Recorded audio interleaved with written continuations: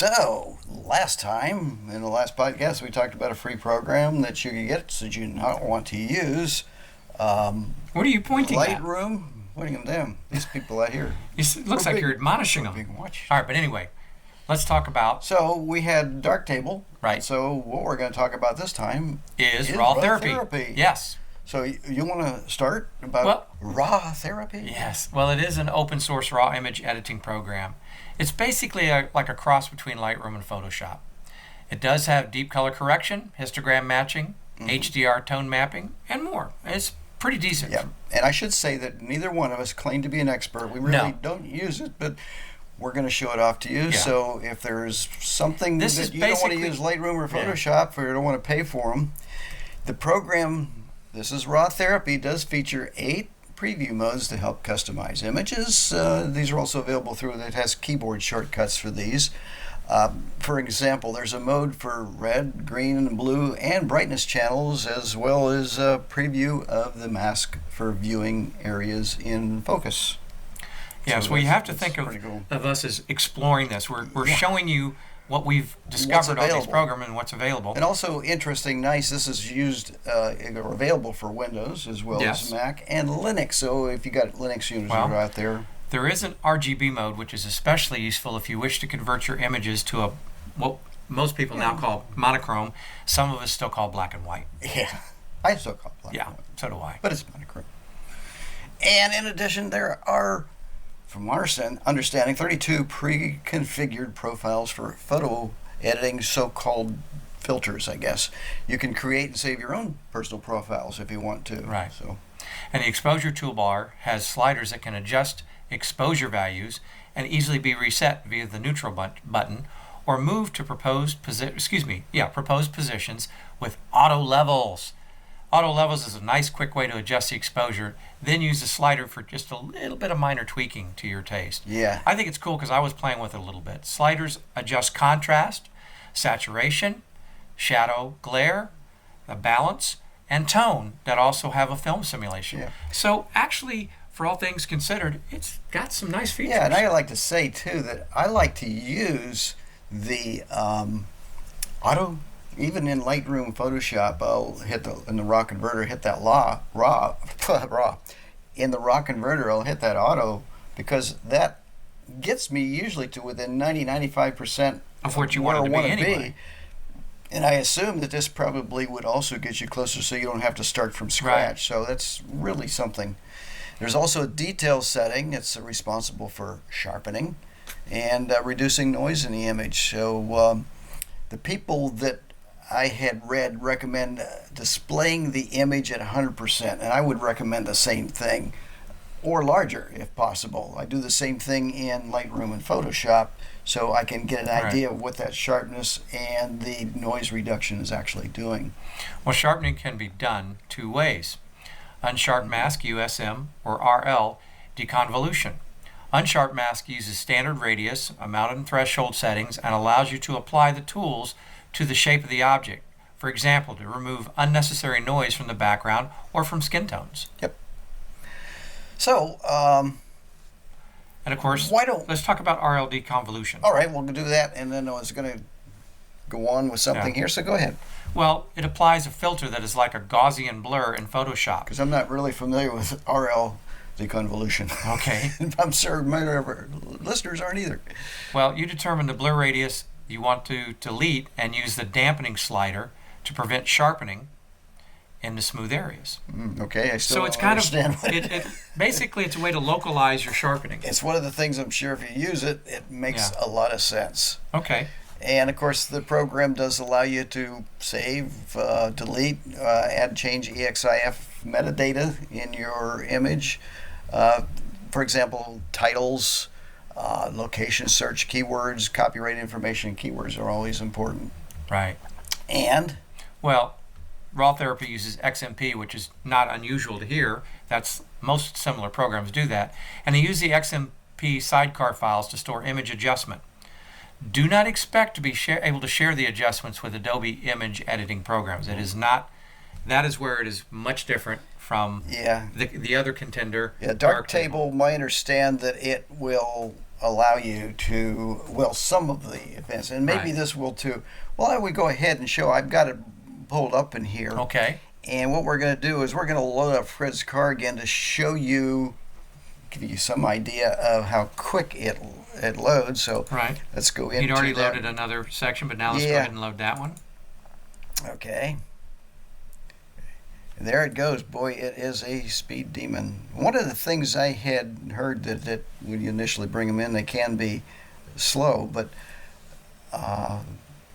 when we did it earlier, they popped in there pretty quick. There it goes. And we had the same issue when we brought in with Darktable. It looks like when moving from one set of photos to another, it takes it a minute to actually put that in motion. Once it does, it shows them on the screen pretty quickly. So there they go. And, of course, it displays the information, the file name, date and time, which is kind of nice. And also down there, it also has the...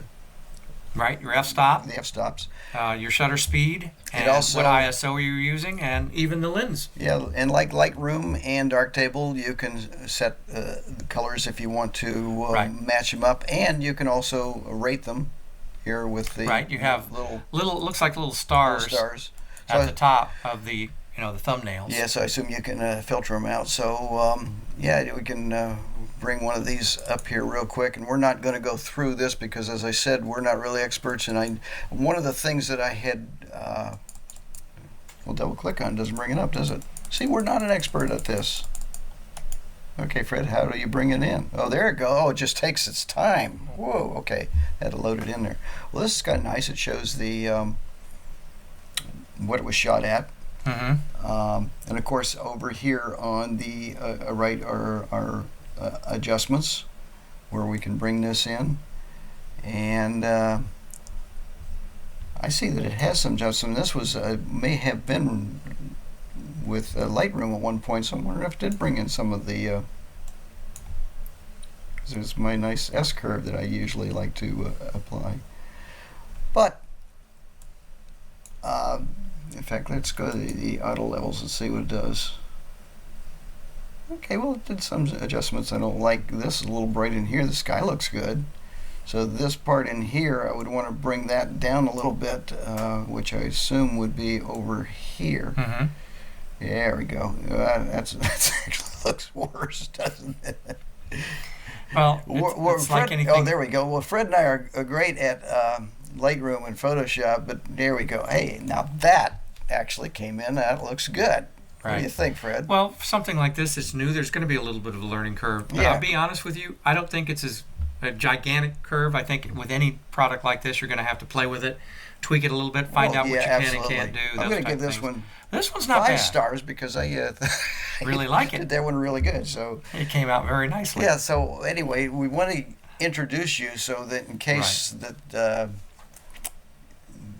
you don't want to or are unable to purchase. Well, actually, now you have to pay through Creative Cloud, so you have to pay a monthly fee. Or even if you buy the competing commercial products, you're going to pay a one-time fee. Well, yeah. And then every time you upgrade, you're going to pay another one-time fee. As a general rule, that's correct. Yeah, usually interim updates may be free, but when they go to, like, from a 4 to a 5, then you usually have to repay it. They usually give you a discount, but that will not be the case with this program or with Darktable.